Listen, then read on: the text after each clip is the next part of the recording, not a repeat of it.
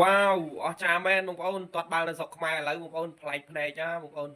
ទាត់បាល់ចប់បោះតុក្កតាពេញឆាកបងប្អូនពេញតារាងបាល់បងប្អូនអើយអូមើលឲ្យគួរឲ្យស្ញោចសរសើរបងប្អូន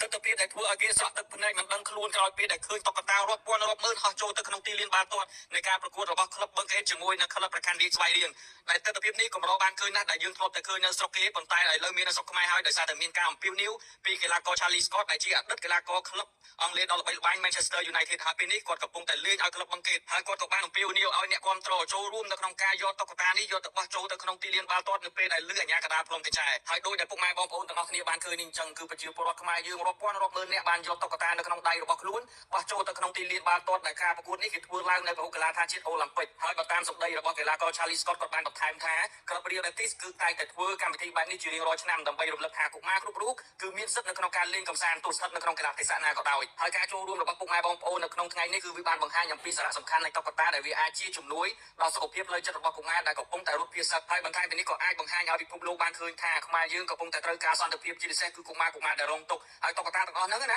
តែពុកម៉ែបងប្អូនទាំងអស់គ្នាបានយកទៅបរិច្ចាគបោះចូលទៅក្នុងទីលានគឺនឹងមានក្រុមការងារគាត់នឹងចុះទៅប្រមូលរៀបចំយកទៅវិចខ្ចប់ហើយនឹងយកទៅចែកជូនបន្តដល់កុមារជនភាសឹកហើយអរគុណមែនតើសម្រាប់ការចូល